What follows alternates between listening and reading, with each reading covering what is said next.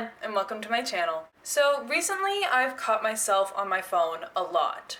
And by on my phone, I mean doom scrolling. And during that time when I'm just scrolling aimlessly through things that I don't really even care about, I've thought to myself, why don't I just put down my phone? Why don't I go outside? Why don't I read a book? And I think about it for maybe a couple of seconds and then I just continue scrolling.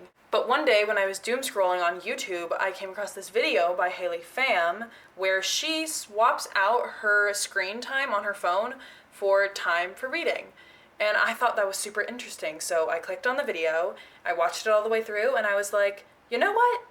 I want to do that. So if you haven't seen Haley's video, she goes into her settings on her phone and checks her screen time for the past week and sees the average over the span of 7 days and goes with whatever that time is. Though she does bring it down a little bit because she recognizes that YouTube is her job, so sometimes she just has it on, she's working, or maybe she just has something on as background noise.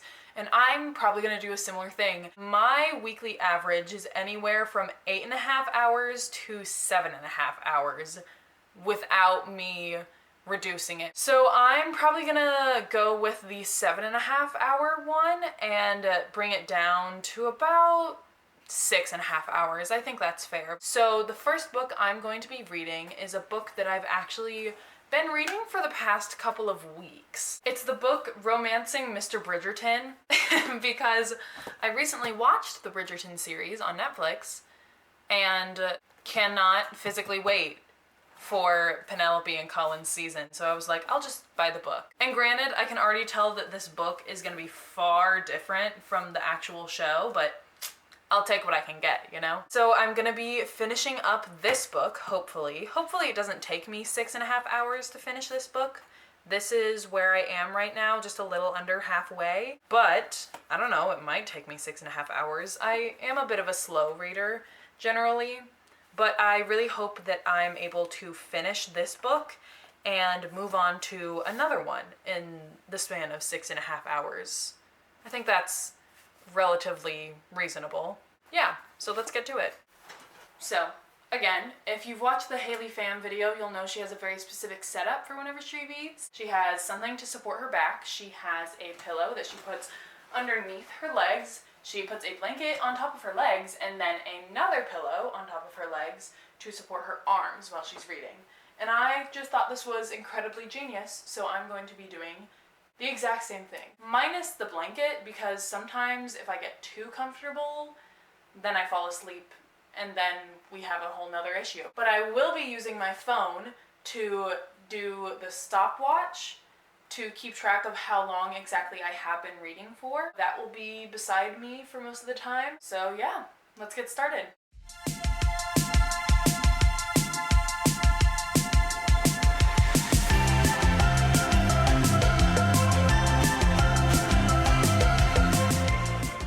Okay, so it is now just a little bit past 12:30 and I think I'm gonna go ahead and take a quick break because I am starting to get a little hungry. I have read for just a little under an hour and 30 minutes. It's an hour and 20 minutes to be specific, but I am going to pick back up where I left off right after lunch because I just got to a really good part. Alright, I am now back from eating my lunch and I'm gonna get back on to reading. I want to read for at least 2 more hours today so that if I decide that I don't want to read any more than that, at least I have it pretty well split up between 2 days minimum. So yeah, I'm gonna get back to reading the rest of Romancing Mr. Bridgerton.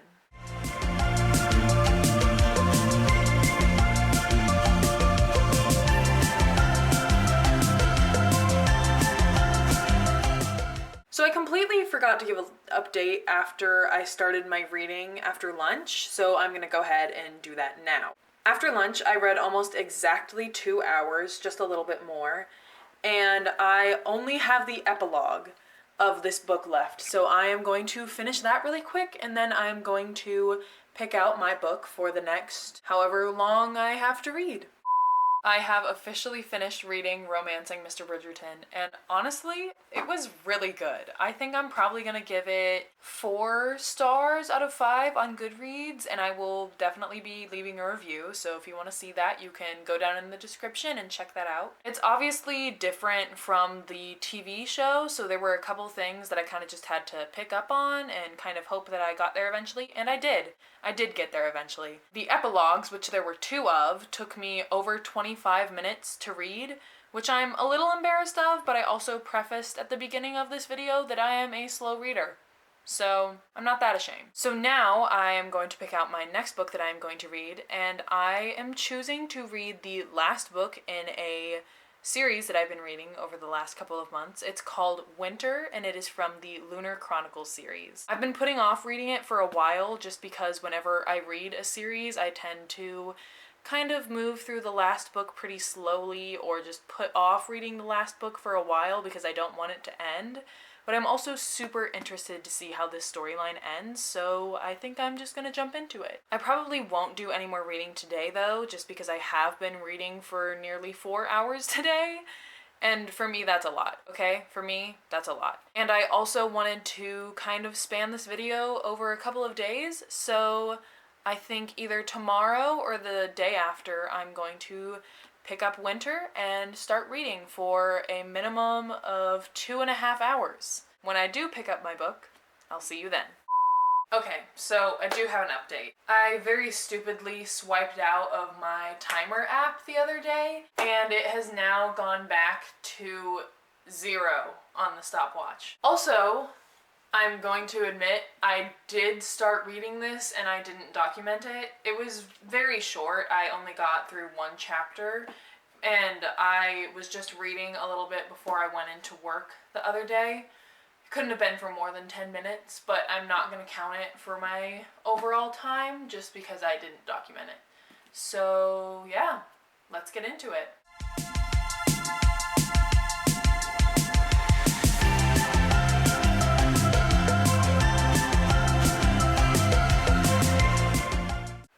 Alright, I found a good stopping point, so I'm gonna go ahead and give you guys my update. I have been reading for 2 hours and 45 minutes straight, and that brings me to a total of 6 hours and 35 minutes of reading over the past 3 days. According to Goodreads, I am 25% done with this book, and it is so good so far. The story is just so captivating and so intriguing, and I'm so excited to see how it ends. If there's one thing that's crossed my mind quite a few times since I started this whole progress is it's kind of insane that I spend 6.5 hours on my phone. I mean, my average spans anywhere from 7.5 hours to 8.5 hours on my phone. And I can guarantee that more than half of that time is not doing anything remotely helpful or useful. I'm just scrolling through Instagram and TikTok and whatever other social medias just because I can and I have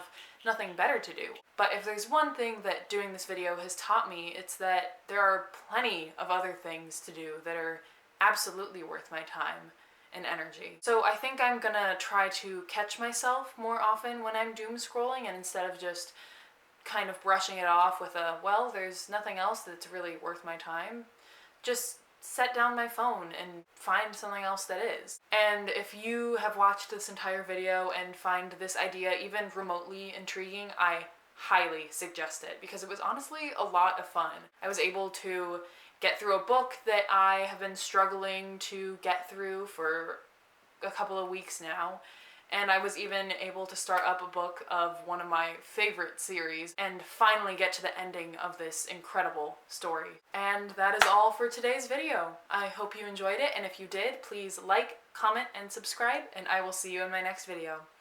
Bye!